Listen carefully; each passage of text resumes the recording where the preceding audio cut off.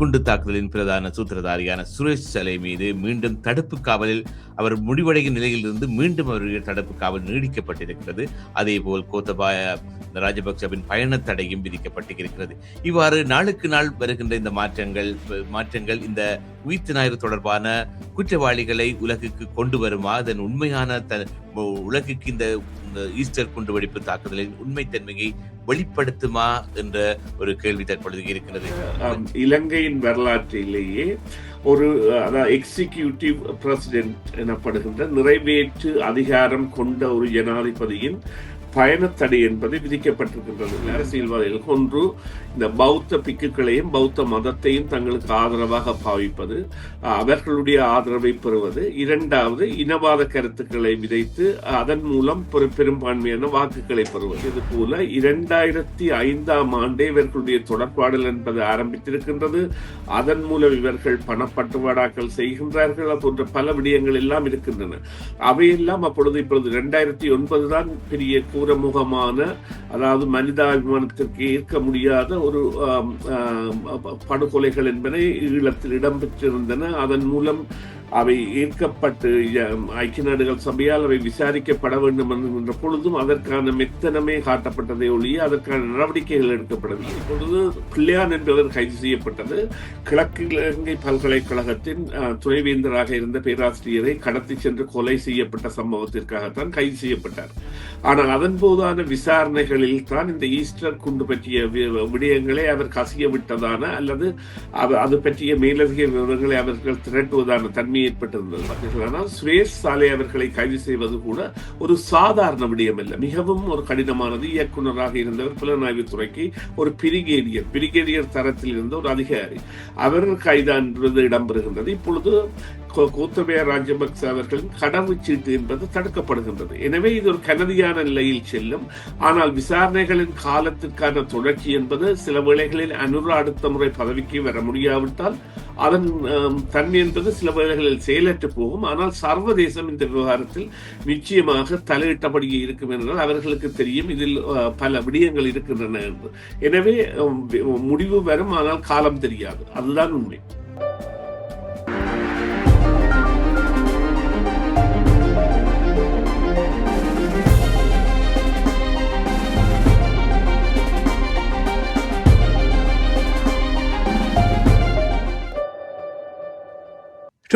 காலை 8 மணி 16 நிமிடம். மீண்டும் செய்தியின் பின்னணியில் நிகழ்ச்சியில் சுரேஷ் தர்மாவை இணைத்துக் கொள்ளப் போகின்றோம். வணக்கம் சுரேஷ். வணக்கம் தர்மா. வணக்கம் நேர்களே. இந்த உயிர்த்த ஞாயிறு குண்டுவெடிப்பு தாக்குதல்கள் தொடர்பான தொடர்ந்தும் செய்திகள் வந்த வண்ணமே இருக்கின்றன. இதில் இன்னும் ஒரு முடிவு வந்ததாக தெரியவில்லை. இந்த நிலையில் நேற்றைய தினம் மீண்டும் இந்த குண்டு தாக்குதலின் பிரதான சூத்திரதாரியான சுரேஷ் சலை மீது மீண்டும் தடுப்பு காவலில் அவர் முடிவடையும் நிலையிலிருந்து மீண்டும் அவருடைய தடுப்பு காவல் நீடிக்கப்பட்டிருக்கிறது. அதேபோல் கோத்தபாய ராஜபக்சவின் பயண தடையும் விதிக்கப்பட்டிருக்கிறது. இவ்வாறு நாளுக்கு நாள் வருகின்ற இந்த மாற்றங்கள் இந்த உயிர்த்த ஞாயிறு தொடர்பான குற்றவாளிகளை உலகுக்கு கொண்டு வருமா, அதன் உண்மையான உலகுக்கு இந்த ஈஸ்டர் குண்டுவெடிப்பு தாக்குதலின் உண்மைத்தன்மையை வெளிப்படுத்துமா என்ற ஒரு கேள்வி தற்பொழுது இருக்கிறது. இவர்கள் இந்த சுரேஷ் சலை மீதான தடுப்பு காவல் நீடிப்பு, கோத்தபாய இந்த ராஜபக்ச பயணத்தடை நீடிப்பு தொடர்பாக நீங்கள் எதை உங்களுடைய கருத்து எப்படி இருக்கின்றது? இல்லை, நிச்சயமாக இது ஒரு அந்த திருப்பு முனையாக, அதாவது இலங்கையின் வரலாற்றிலேயே ஒரு திருப்பு முனையாக சென்று கொண்டிருக்கின்றது என்பதில் எந்தவித மாற்று கருத்தும் இல்லை. இது நியாயமான விசாரணை இடம்பெறுகின்றதா என்றால் ஆம், நியாயமான விசாரணை இடம்பெறுகின்றது. அதற்குரிய காரணம் என்னவென்று சொன்னால், இந்த சேனல் 4 என்கின்ற லண்டனை அடிப்படையாக கொண்ட தொலைக்காட்சி நிறுவனம் ஒளிபரப்பிய ஒரு செவ்வி, அதாவது பிள்ளையானின் தனிச்செயலாளராக இருந்த அசாத் மௌலானாவின் அந்த செவ்வி என்பது பல தகவல்களையும் கொண்டிருந்தது. அந்த தகவல்களின் அடிப்படையிலான விசாரணைகள் தற்பொழுது ஒரு பெரிய புதிய திருப்பங்களை ஏற்படுத்தி செல்கின்றன. அந்த வகையில் பார்க்க போனால் இது நிச்சயமாக ஒரு வழங்கப்பட்ட தகவல்களின் அடிப்படையில் அவற்றை ஆராய்கின்ற பொழுது எழுந்த ஒரு விசாரணையாக நாங்கள் சாதாரணமாக கடந்து செல்ல முடியாது. அதற்கு மேலான பல விடயங்கள் இருக்கின்றன என்கின்ற விடயத்தை இப்பொழுது இந்த நீதிமன்றம் வாயிலாக ஸ்ரீலங்காவின் காவல்துறை என்பது நிரூபித்து வருகின்றது, நிரூபிக்க முயன்று வருகின்றது. இதற்கு முனைப்பாக அனுர திஸ்ரகுமார் நாயக்கவும் மற்றும் சாணி, அதாவது அவர்களுடைய புலனாய்வு இயக்குனர் சாணி அபேசேகர் அவர்களும் செயற்பட்டு வருகின்றார்கள் என்பதில் மாற்று கருத்தில்லை. இவ்வாறாக வேறு விசாரணைகள் இடம்பெறுகின்றனவா என்றால் இல்லை. ஆனால் இந்த விசாரணை நிச்சயமாக அனைத்துலகின் கவனத்தை ஈர்ந்த அல்லது வெளிநாட்டை சார்ந்த 200க்கும் மேற்பட்டோர் பலியான ஒரு விடயமாக இருப்பதால் அந்த விவகாரத்தில் கொடுக்கப்பட்ட தகவல்களின் அடிப்படையில் ஆராய்ந்து இப்பொழுது இது ஒரு பூதாகரமான நிலையை அடைந்திருக்கின்றது. குறிப்பாக இலங்கையின் வரலாற்றிலேயே ஒரு எக்ஸிகியூட்டிவ் பிரசிடென்ட் எனப்படுகின்ற நிறைவேற்று அதிகாரம் கொண்ட ஒரு ஜனாதிபதியின் பயணத்தடை என்பது விதிக்கப்பட்டிருக்கின்றது. இதன் வரலாற்று பின்னணியை நாங்கள் பார்ப்போமாக இருந்தால், இந்த வழங்கப்பட்ட குற்றச்சாட்டுகளின் அடிப்படையில், அதாவது இந்த அசாத் மௌலான் அவர் இப்பொழுது பிரான்சில் இருக்கின்றார். அவர் பிரான்சில் இருந்து இருக்கின்ற பொழுது அவரிடம் சென்று வாக்குமூலம் பெற்று அது சமர்ப்பிக்கப்பட்ட, அவர் பிரான்ஸ் இலங்கை தூதுவர்களுக்கு சென்று வாக்குமூலம் வழங்கியதான ஒரு தகவல் இருக்கின்றது. அவ்வாறாக இந்த புலனாய்வு அதிகாரி சாணி அபேசேகரா சென்று பெற்ற தகவல்களின் அடிப்படையில் இப்பொழுது கொழும்பு கோட்டை நீதிமன்றத்தில் கொடுக்கப்பட்ட இந்த சாட்சியங்கள் இதை வெளிப்படுத்துகின்றன என்றால், இந்த 2019ஆம் ஆண்டு இடம்பெற்ற இந்த நிகழ்விற்கு முன்னராகவே கோத்தபய ராஜபக்ச மேற்படி நபர்களை சந்தித்ததாகவும் தான் ஒரு ஆட்சிக்கு வர விரும்புவதாகவும் அதற்கான ஒரு ஒத்துழைப்பிற்காக இவர்களுடன் இணைந்து செயற்பட்டதாகவும் அதில் சங்கேத பெயர்கள் அவர்களுக்கு பாவிக்கப்பட்டதாகவும், அதாவது கோத்தபய ராஜபக்ச அல்பா என்று அழைக்கப்பட்டதாகவும், இதே சுரேஷ் ஆலை அவர்கள் சமி என்கின்ற புனைப்பெயரில் அழைக்கப்பட்டதானதும் தகவல்களும் வேறு தகவல்களும் பகிரப்பட்டிருக்கின்றன. இங்கே உள்ள விடயம் என்னவென்று சொன்னால், இந்த விவகாரம் என்பது நிச்சயமாக 2005ஆம் ஆண்டு தேர்தலின் பொழுது, ஜனாதிபதி தேர்தலின் பொழுது இரு குற்றச்சாட்டுகள் எழுந்திருந்தன. ஒன்று எமில் காந்தர் என்பவர் ஊடாக பணம் வழங்கப்பட்டது என்ற குற்றச்சாட்டு. இரண்டாவது, இந்தியாவில் கோத்தபய ராஜபக்ச கோத்தபய ராஜபக்சவும் கருணாவும் இந்தியா சென்று பிள்ளையான் மற்றும் அசாத் மௌலானா போன்றவர்களை சந்தித்து தனக்கு ஆதரவு தேவை என்கின்ற நிலைப்பாட்டை தெரிவித்ததானதாகவும் கருத்து இருக்கின்றது. அதன் பிறகு இந்த உண்மையிலேயே தேர்தலின் வெற்றியின் பிரகான காலத்தில் தான் பாதுகாப்பு செயலராக வருவேன் என்கின்ற சந்தர்ப்பமும் அதன் பொழுது தனது செயற்பாடு அவர்கள் சார்ந்ததாக இருக்கும் என்கின்ற சந்தர்ப்பம் இருந்த பொழுதிலும் 2005ஆம் ஆண்டு வெற்றியின் பின்னரான காலத்தில் அது தொடர்பான ஒரு கனிமம் அல்லது ஒரு சாதக போக்குகள் என்பன சாதாரணமாகவே தெரிந்திருந்தன. கோத்தபய ராஜபக்ஷ கூட தனது அமெரிக்க பிரஜா உரிமையை அல்லது இரட்டை பிரஜா உரிமையை திறந்து இலங்கை பிரஜையாக மாறியிருந்தார். அதன் பின்னர் அவரது செயற்பாடுகள் என்பன அரசியல் சார்ந்ததாக ஈடுபட்டு இந்த 2019ஆம் ஆண்டு தேர்தலுக்கு முன்னே, நான் நினைக்கின்றேன் நவம்பர் மாதம் தேர்தல், இவர்களை செப்டம்பர் மாதம் சந்தித்த அதற்கு முதல் ஆண்டு, அதாவது ஈஸ்டர் குண்டு தாக்குதலுக்கு முதல் இவ்வாறான அந்த கருத்து பகிர்வுகள் போன்றவை எல்லாம் மேற்கொள்ளப்பட்டு தாங்கள் அவர்களுடன் இணைந்து செயற்பட்டதான குற்றச்சாட்டைத்தான் இந்த மேற்படி நபர் வைத்திருந்தார் அசாத் மௌலானா. அதன் அடிப்படையிலான விசாரணைகள் தற்பொழுது வெளிக்கொண்டு வந்திருக்கின்ற விடயங்கள், இந்த குண்டுவெடிப்பு ஒரு அரசியல் தேவைக்காக மேற்கொள்ளப்பட்டிருக்கலாம் என்கின்ற ஒரு கோணத்திலான விசாரணைக்கு மேலும் உந்து துணியான ஆதாரமாக அல்லது ஒரு சம்பவ சாட்சியமாக நாட்டிலேயே இருக்க வேண்டியவராக கோத்தபய ராஜபக்ஷ அவர்களை வெளிநாடுகள் செல்வதற்கான தடை விதிக்கப்பட்டு அவருடைய கடவுச்சீட்டு என்பது நீதிமன்றத்தில் பாரப்படுத்தப்பட்டிருக்கின்றது. இது ஒரு அதாவது சான்றுகள் அதிகமாக இல்லாத பட்சத்தில் இவ்வாறான விடயம் என்பது நடைமுறை சாத்தியமற்றது.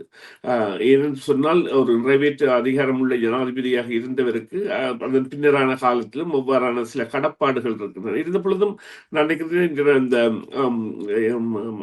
இங்கே கொழும்பில் இடம்பெற்ற இவர் இவருக்கு எதிரான போராட்டம் இருந்தது, அறகலைய போராட்டம்.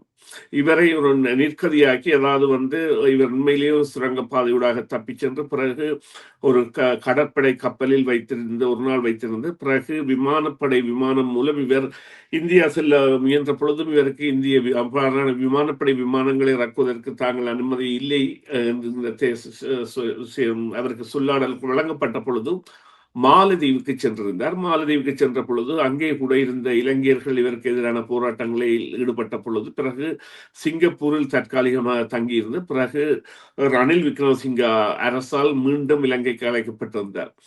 இவ்வாறு வருகை தந்த ஒரு அரசியல் சுழற்சிக்கு ஈடுபட்ட ஒரு நபர் தனது தனிப்பட்ட வளர்ச்சிக்காக இவ்வாறான மிகவும் மோசமான மலினத்தனமான செயற்பாடுகளிலும் இலங்கை மக்களுக்கு எதிரான செயற்பாட்டிலும் அனைத்துலக மக்களுக்கு எதிரான செயற்பாட்டிலும் ஈடுபட்டிருக்கின்றார் என்கின்ற ஒரு குற்றச்சாட்டிற்குள் தள்ளப்படக்கூடிய சாத்தியக்கூறு தற்பொழுது எட்டியுள்ளது. இது நிச்சயமாக வரவேற்கத்தக்கது. இது போன்ற விசாரணைகள் மற்ற விடயங்களிலும் இடம்பெற வேண்டும் என்கின்ற ஒரு உந்துதலை இது நிச்சயமாக ஏற்படுத்தி இருக்கின்றது. எனவே ஒரு விசாரணை மட்டும் முன்னுதாரணமாக இருந்து கொண்டு மற்ற விசாரணை தள்ளி போடுகின்ற சந்தர்ப்பம் என்பது இயலாத அளவிற்கான ஒரு அழுத்தத்தை இலங்கை அரசு பெறுவதற்கான முயற்சிகளில் நாங்கள் ஈடுபட வேண்டிய ஒரு தேவையை இது எங்களுக்கு ஏற்படுத்தி இருக்கின்றது. பொதுவாகவே இந்த கோத்தபாய அரசாங்கத்தின் ஊழல் காரணமாக அந்த அவர்களை விரட்டி அடித்த நிகழ்வு கோத்தபாய கோ அந்த நிகழ்வை மக்கள் மறந்திருக்க மாட்டார்கள். உங்களுடைய விளக்கத்துடன் தொடர்பட்ட ஒரு கேள்வியாக இந்த கோத்தபாய ராஜபக்ச உள்ளிட்டவர்களுக்கு விதிக்கப்பட்டுள்ள இந்த வெளிநாட்டு பயணத்தடை எதிர்காலத்தில் அவர்களை நேரடி சந்தேக நபர்களாக மாற்றும் சாத்தியத்தை காட்டுகிறதா, அல்லது இது விசாரணையை பாதுகாக்க எடுக்கப்பட்ட ஒரு முன்னெச்சரிக்கை நடவடிக்கையாக இருக்குமா என்றும் எண்ண தோன்றுகிறது. இது பற்றி உங்களுடைய கருத்து என்ன? இல்லை, இப்பொழுது இந்த மக்களுக்கு இடையே ஏற்புத்தன்மையை ஏற்படுத்த வேண்டும். அதாவது அந்த ஒரு விடயம் உண்மையிலேயே நடைபெற்றிருக்கின்றது, இவர்கள் குற்றவாளிகள் தான் அல்லது இவர்கள் இவ்வாறாக பிழையாக செயற்பட்டிருக்கின்றார்கள் என்பதை அவர்கள் ஆதரிக்கின்ற பொழுது அல்லது உளமாற ஏற்கின்ற பொழுது அவர்களுடைய எண்ணம் சிந்தனை என்பது ஒரு பௌத்தமயப்பட்டதாகவோ அல்லது இனவாதம் சம்பந்தப்பட்டதாகவோ மாறாது. என்றால் இங்கே உள்ள இரண்டு விடயங்கள் அவர்களை பொறுத்தவரையில் எப்பொழுதுமே அவர்களுக்கு வெற்றி தருகின்ற விடயமாக இருக்கின்ற சிங்கள அரசியல்வாதிகளுக்கு ஒன்று இந்த பௌத்த பிக்குகளையும் பௌத்த மதத்தையும் தங்களுக்கு ஆதரவாக பாவிப்பது, அவர்களுடைய ஆதரவை பெறுவது. இரண்டாவது, இனவாத கருத்துக்களை விதைத்து அதன் மூலம் பெரும்பான்மையான வாக்குகளை பெறுவது. அந்த இரண்டு விடயங்களிலும் இவர்களை பொறுத்தவரையில் வெற்றி பெற முடியாத அளவிற்கான நிலைமைகளை இந்த காலம் ஏற்படுத்தி வருகின்றது. குறிப்பாக 2023 ஆண்டு கருத்து தெரிவித்ததிலிருந்து இப்பொழுது ஜூன் 2026 ஆண்டு நாங்கள் இந்த விடயத்தை கலைக்கின்ற இந்த 3 வருடங்கள் இருத்தால முற்று முழுதாகவே 3 வருடங்களை அடைய போகின்ற இந்த விசாரணையின் பொழுது உள்வாங்கப்பட்ட நபர்கள் மற்றும் இந்த விசாரணை சென்று கொண்டிருக்கின்ற தன்மை மற்றும் இதற்கான இந்த அழுத்தங்கள் மூலம் இதனை, அதாவது நேற்று இந்த 90 நாள் நீதிமன்ற தடுப்பு காவல் சிறைக்கு வழங்கப்பட்ட பொழுது அங்கே அவர்களுடைய நீதிபதிகள் மன்னிக்கவும் சட்டத்தரணிகளால் ஒரு விடயம் கொண்டு வரப்பட்டது. அவர்கள் வேறு இடத்திற்கு சிறை மாற்றம் செய்யப்பட வேண்டும் என்றால் அவர் மிகவும் ஒரு மன அழுத்தத்திற்கு உள்ளாகி தற்கொலை செய்கின்ற முடிவிற்கு செல்லக்கூடிய அளவில் அவருக்கு அந்த PSTD எனப்படுகின்ற ஒரு, அதாவது தனது பாதிப்பின் பின்னான ஒரு மன அழுத்தத்திற்கு உள்ளாகி இருக்கின்றார் என்றால் அவர் ஒரு இயக்குனர் நாயகமாக புலனாய்வு பிரிவுக்கு இருந்தவர். இவ்வாறு தன்னை திட்டமிட்டே செய்கின்றார்களா போன்ற காரணங்கள் எல்லாம் அடுக்கப்பட்ட பொழுதும் அதற்கு மேலாக 90 நாட்கள் நீடிப்பு என்பது ஜனாதிபதி ஆணையின் கீழான ஒரு சட்டவாக்கத்தின் அல்லது ஒரு பரிந்துரையின் கீழ் இடம்பெற்றதான தகவல்கள் இருக்கின்றன. எனவே இந்த விடயங்கள் என்பன சிங்கள மக்களிடையே ஒரு ஏற்பு தன்மையை ஏற்படுத்தும் பொழுது அவர்களுக்கான அந்த ஆதரவு என்பது குறைந்து செல்கின்ற தன்மை ஏற்படும். அதாவது ஆம், இவருடைய பங்கு இருந்திருக்கிறது, இவர்கள் இவ்வாறு செய்கின்றார்கள் என்று. அதைவிட நான் ஏற்கனவே கூறியது போல 2005 ஆண்டே இவர்களுடைய தொடர்பாடல் என்பது ஆரம்பித்திருக்கின்றது. அதன் மூலம் இவர்கள் பணப்பட்டுவாடாக்கள் செய்கின்றார்கள் போன்ற பல விடயங்கள் எல்லாம் இருக்கின்றன. அவையெல்லாம் இப்பொழுது 2009 தான் பெரிய கூரமுகமான, அதாவது மனிதாபிமானத்திற்கு ஏற்க முடியாத ஒரு படுகொலைகள் என்பன ஈழத்தில் இடம்பெற்றிருந்தன. அதன் மூலம் அவை ஏற்கப்பட்டு ஐக்கிய நாடுகள் சபையால் அவை விசாரிக்கப்பட வேண்டும் என்கின்ற பொழுதும் அதற்கான மெத்தனமே காட்டப்பட்டதை ஒழிய அதற்கான நடவடிக்கைகள் எடுக்கப்படவில்லை. ஆனால் மாறாக இவர்கள் ஊடான பேச்சுவார்த்தைகளுக்கான நடவடிக்கைகளில் ஈடுபட்டதாக மற்ற அம்பாறை மாவட்டத்தைச் சேர்ந்த அரசியல் பிரமுகரான நேரு சந்திரகாந்தனாக இருக்கலாம், அல்லது வேறு பல பிரமுகர்களாக இருக்கலாம், அல்லது பசில் ராஜபக்ச மற்றும் இன்னும் ஒரு ஹெகலி ரம்புக்கள போன்ற பலரும் இந்த பேச்சுக்களில், அதாவது சரணடைவுகள் அல்லது மக்களை விடுவித்தல் போன்ற பல விடயங்களிலும் சம்பந்தப்பட்டு அதிலிருந்து தளர்ந்து போனவர்களாக இருக்கின்றபடியால் இவர் மீதான விசாரணைகள் என்பன அந்த கோணத்தில் கூட உள்ளூர் விசாரணையாக கூட எடுக்கக்கூடிய விடயமாக கூட இருக்கலாம். இங்கே உள்ள விடயம் என்னவென்று சொன்னால், அவ்வாறான விடயங்களை எடுக்கின்ற பொழுது முதலில் அவை யுத்த குற்றம் என்று நிரூபிக்கப்பட்டு பிறகு அவற்றை சர்வதேசத்தில் இனப்படுகொலை என்கின்ற பாணியில் கொண்டு செல்வதுதான் சாத்தியமே ஒழிய, இலங்கையை பொறுத்தவரையில் அவர்கள் அந்த இனப்படுகொலை என்கின்ற விடயத்தில் எந்தவித ஒரு விட்டுக் கொடுப்புக்கும் இடமில்லாத விசாரணை ஒன்றை எடுக்க மாட்டார்கள். எனவே அந்த யுத்த குற்றம் என்ற வகையிலாவது ஒரு அழுத்தத்தை கொடுக்கக்கூடிய ஒரு தளம் அங்கே திறக்கப்பட்டிருக்கின்றது. இது இப்பொழுது அந்த தளம் திறக்கப்பட்டதற்கான காரணம் மக்கள் மத்தியிலான புரிதல் மற்றும் எங்களுக்கு விரும்பியோ விரும்பாமலோ இலங்கைக்கான அதிமேற்றாணி ராண்டகை ரஞ்சித் மல்கம் அவர் தமிழர்களுக்கு எதிரானவர், தமிழ் போராட்டத்திற்கு எதிரானவர் இருந்த பொழுதிலும் இந்த விவகாரத்தில் அவருடைய பங்கு பெற்றல் என்பது அல்லது அவருடைய தொடர் அழுத்தம் என்பது அல்லது அவருடைய எதிர்பார்ப்பு அனுராவை நோக்கி நீங்கள் இந்த விசாரணையை எடுக்க வேண்டும் என்கின்ற எதிர்பார்ப்பு என்பது இந்த விசாரணைக்கு தீனி போட்டிருக்கின்றது என்பதில் எந்தவித இரண்டாங்கரத்துக்கும் இடமில்லை. எனவே இது தொடர்ந்து செல்கின்ற பொழுது நிச்சயமாக இந்த தமிழ் மக்களின் விவகாரங்களில் கூட விடிவுகள் ஏற்படுவதற்கான அல்லது ஒரு பல்தன்மையான விசாரணை ஏற்படுவதற்கான தளத்தை திறக்கக்கூடிய வகையில் இது சென்று கொண்டிருக்கின்றது என்பதில் எந்தவித ஐயமும் இல்லை. பொதுவாகவே இறுதியாக ஒரு கேள்வி சுருக்கமாக, இந்த விசாரணைகள் தற்பொழுது நடைபெற்றுக் கொண்டு இருக்கின்றன. கனகாலமாகவே நீண்ட காலம் நடைபெற்று வருகின்றன.